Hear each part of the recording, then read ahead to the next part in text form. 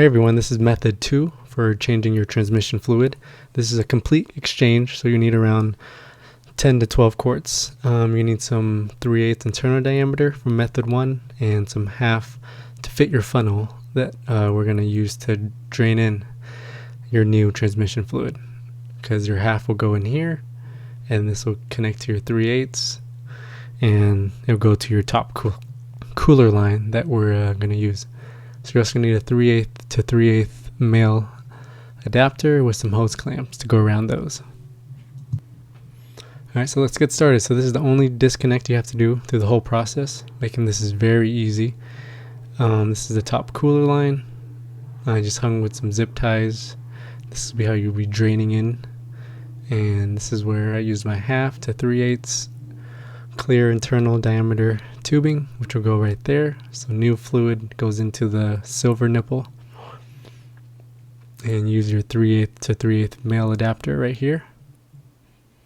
Once you remove that, you connect this to the black rubber tubing, and this will drain down to your milk jug, which you've marked 3, 2, and 1 for the quarts. And since we're not doing a temperature check, you want to make sure to be exact as you can. So whatever you take out, you make sure you put in to the exact amount. And if you don't have any leaks on your transmission or any issues, you don't really need to do a transmission temperature check. You can also do this method. So here's everything connected. I use a little hose clamp, and you can also just use the factory clamp down here. So I'll move that.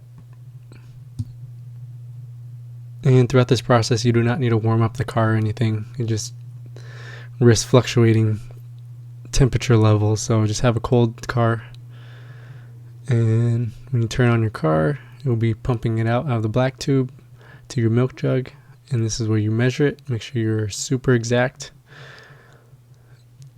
And worst case scenario, if you overfill at the end, you could always drain more. And if you run out of fluid, you can always use some of your old fluid to put back in. Some people just do the drain and fill. That replaces 3 quarts. This will replace around 10 to 12 quarts. So put some new ATF in. This is the WS version, world standard, that my car asked for. So here it is, up to the line that I marked earlier.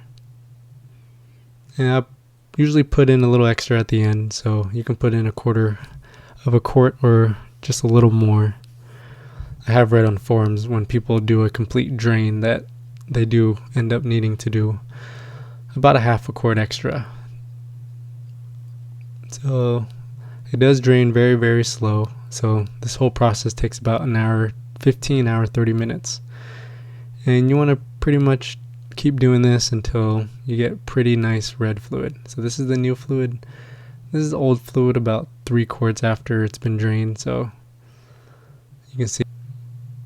And that pretty much wraps the video. You can see another view of it filling up after I turn on the car.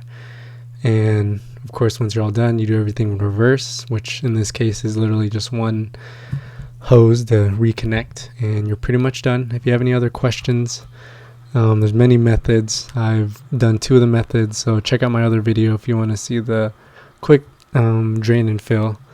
And some people also drop the pan, which isn't really necessary because the filter is just really a strainer, so you don't really need to do that, and the magnets aren't usually that dirty as well. So, and yeah, hope you enjoy my video. Have a good day. Ask any questions below. Thanks.